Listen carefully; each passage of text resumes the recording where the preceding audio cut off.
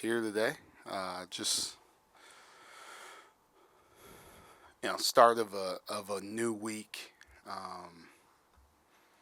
here this week, and you get a chance to one.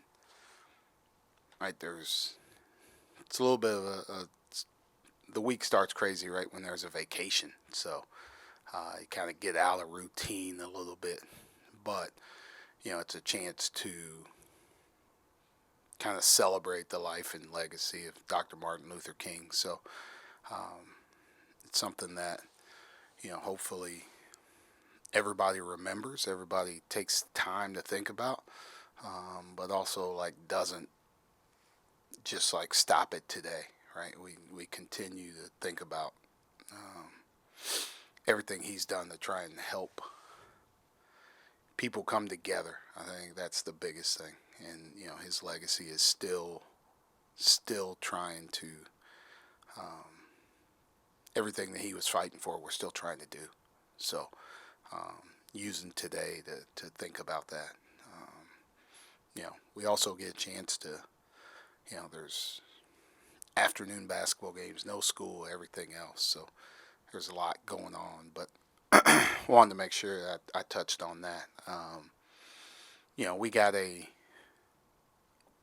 another big week for us, and it's hard in this league to look past one game because of how crazy all of these games have been in this league. So, but you have a tough challenge at Wisconsin tomorrow, and then you get a chance to finally play a Saturday home game in conference versus Nebraska on Saturday, which they both should be great challenges for us.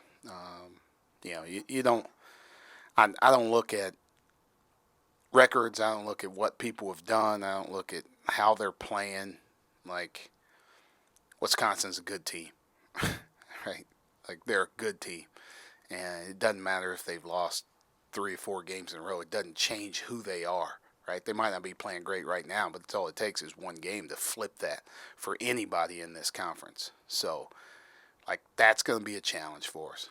And then the same thing with Nebraska is, I don't know, one of the things that about college basketball is things change quickly. So whatever you may feel about who Nebraska is or what Nebraska basketball is about in the last since they've joined the Big Ten, right, doesn't necessarily hold true when they come in here on Saturday. Right? They're capable of beating just about anybody. I actually watch a lot of their games because I love how Fred coaches. I love how he plays offense. I like his team. I like the pieces that they have. So, and they came in here and blew our doors off last year. So we had a great challenge, great week. And our guys, we better be ready for it. We better be ready for it. Hey, Mike, how are you? I'm great. How much does Evan's emergence kind of change things for you guys down the stretch, and how maybe does it change it from what you were anticipating it being and what the rotation was going to look like before it? Yeah, I don't. It changes just because we can use him in a lot of different ways. It gives you more versatility. I think as we try and recruit, as we try and build a program, versatility is one of the key things that we're looking for, right? We obviously need skill, but we need versatility. We need skill in a bigger, longer, more athletic package. So Evan's kind of the first of the group to be that. So he allows us to do more. He allows us to move him around offensively and defensively. I didn't have anything set hey, we're going to play this group, we're going to do that. We still do it by feel. Who's on the court for them, how we match up, who gives us the best chance to score and get stops. He just gives us another weapon that can do that. So he's been playing great. We need him to continue to play at that level, at a high level, because he's just adding more and more to our team. Micah, what do you make of the Big Ten this year? You've been around the conference a long time, and to see this sort of parity, and then how much importance does that put on every single game, no matter who you're playing? Yeah, it just every night is a challenge. Obviously, Purdue's kind of put themselves head and shoulder above everybody right now, literally, with Zach in there. But like everybody else is really fighting, really battling, really competing. There's not a night where you're like, all right, we can take our foot off the gas tonight because this will be an easy win. Like as soon as you do that, like Minnesota goes and beats Ohio State, right? Or whoever it may be. Like you're gonna get beat if you're not ready to play. You're gonna beat if you don't play the right way, if you don't compete the right way, if you don't have the right frame of mind. Like you're gonna lose. And like the league's always been really competitive, but where it is right now, it goes back to what I was talking about with Nebraska, right? Like, I've been in the league for a long time. There were points and times in this league where you were like, all right, Penn State, Nebraska, Minnesota, they're going to be at the bottom. Northwestern, they're going to be at the bottom, right? You look at standings right now, all of these teams are in the mix, in the middle, and winning games, right? So now, like, when do you catch your breath? You don't. You catch it when we caught it, when we had a weekend off.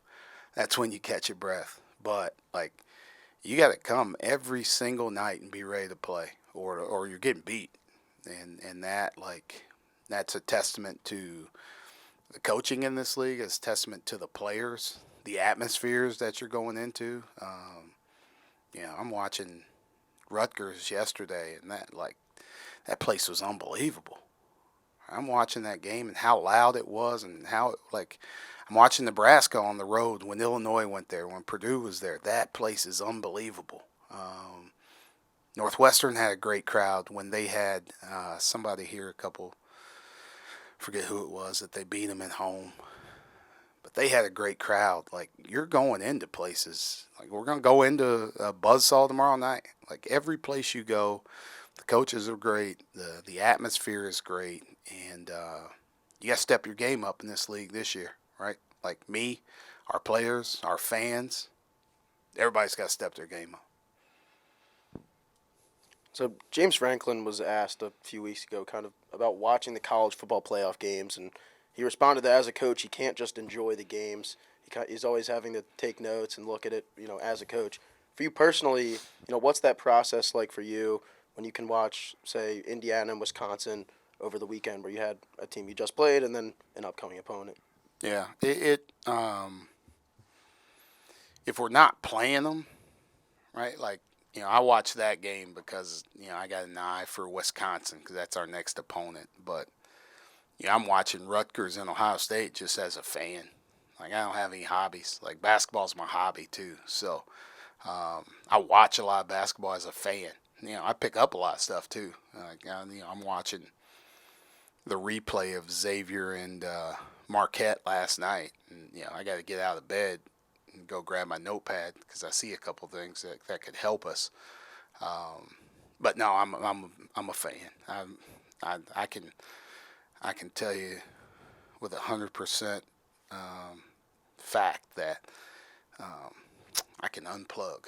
I can definitely unplug and get away from it. Right? Like you have to, or you're gonna drive yourself crazy. So, I'm a basketball fan. I don't have anything else going on in my life, my family, and then I watch hoops, and I enjoy it, and it's pretty cool to me. What you seemed relieved for the break after the game on Wednesday. What were your objectives for this interim for the team? Was it just catching your breath? Yeah, physically as well. not for me physically, because I'm actually not doing anything. But like, we played the hard game on Sunday, and then we had to bus back, so we didn't get home until late. We practiced on Monday and Tuesday, right? And then we had to play again. So like, some of these guys are playing a lot of minutes, like that. They didn't take a break. They didn't have I added to their load by practicing on Monday and Tuesday the way that we did. So we needed these days off. So, we took Thursday off. Friday we came back and did some skill stuff, but some of the high minute guys, I didn't have them do anything, right? They needed 2 days to like rest and recover to get ready for this. We don't have this anymore. Now it's two games a week pretty much for the rest of the season. So we needed these two to like recharge, fully recover, and then once we got back to it, get ready for Wisconsin, like prepare for how we needed to play, the juice we needed to go in there and try and get a win. We had to get back physically, everything we needed to try and be 100% going into this. Hi, Mike. How are you? Good. So going up against Wisconsin, who doesn't really turn the ball over, very similar to you guys. How important is it for you guys to keep winning the turnover battle? Yeah, it's key, because you look at the turnover battle's huge, and if you look in our league, there's a lot of teams right there. Us, Wisconsin, I think Iowa's in there pretty high, Purdue's pretty high. That's really important. The thing where we don't make up ground is we don't get very many offensive rebounds, right? So we can't turn the basketball over because we need attempts. We need shot volume. We need, an amount of field goal attempts. So that's our way of maximizing the attempts that we get. So it's going to be really important. The thing that in this game that's really important is if you've never played Wisconsin before, if you've never gone up against them, you watch their defense and you're like, yeah, they're basic, right? Heels on the three-point line. They're solid. They're disciplined. They're really active with their hands. They're really active getting steals. You drive it, somebody's swiping at it, right? Somebody's poking it from behind. Like, they force people into turnovers. So they've played 6 conference games. Indiana had 8 turnovers against them, and they're the only team that hasn't had double figures turnovers against Wisconsin this year. Like, Minnesota had 20. Iowa had like 14, Illinois, Michigan State, all of them were double-figure turnovers, right? So, like, they're a very, very active defensive team. And if you don't play, if you're not physical offensively and don't take care of the basketball, that's where they flip it on you. So we got to be good at taking care of it. We got to maximize our field goal attempts this game. Micah, playing off what Nate asked, sort of, how often do you get the chance to self-scout and, like, really in-depth self-scout? And when can you sort of trust a sample size, right, that says, okay, this is an indication of who we are rather than just a trend or a blip on the radar? Yeah, I get, we use somebody for analytics, so he sends me maybe every 5 or 6 games a report of our team. I watch, right away. Like, when the games are over, I watch our team, right? I'm watching us to see what we did, how we need to get better, what we went into the game thinking about, how to, we do it or not do it, right? So, I watch the game usually a couple of times before we get to the next practice, so I have an idea of what, how to plan that practice, how we need to get better, who we're playing next, and how we need to adjust in that.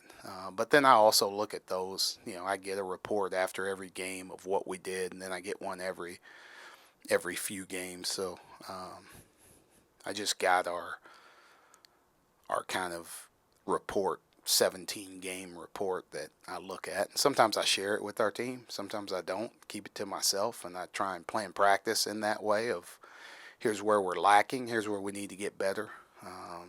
So, I do a decent amount of it, where it's not all just scouting, preparing for the next game. So, I think it's important because it's still right? Is it's still moving into mid-January, but it's still early in the season.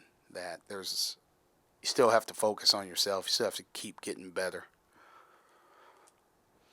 Coach, Cam Winter had a really good game against Indiana and was second on the team in plus minus at plus 20.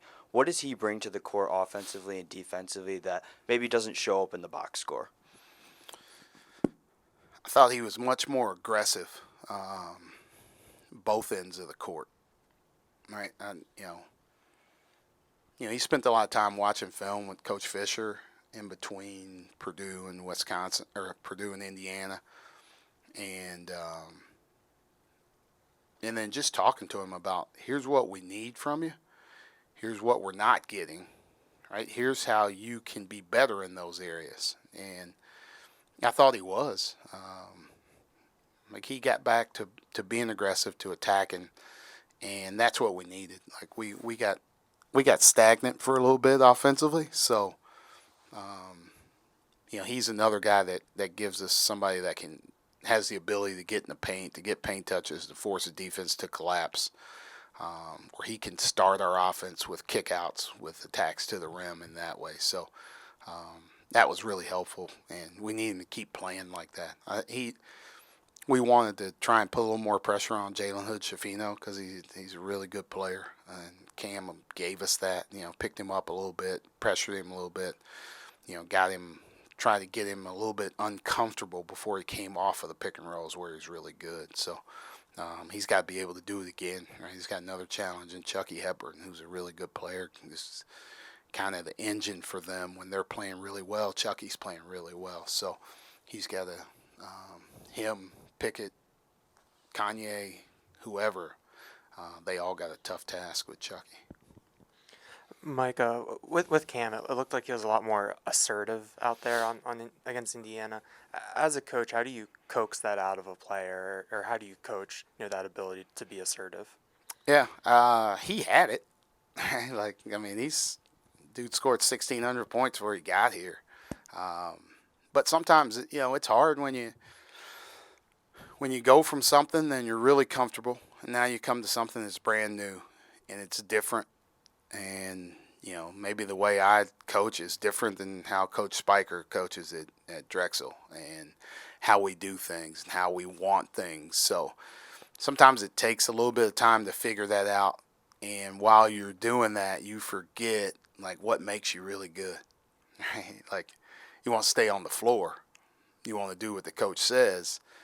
But sometimes it's like, hey, man, I just need to go, right? I just need to beat my man and get into the paint right here. I just need to do this. And that's the hardest thing, for somebody new with me right now. I want you to execute offensively what we need to get done.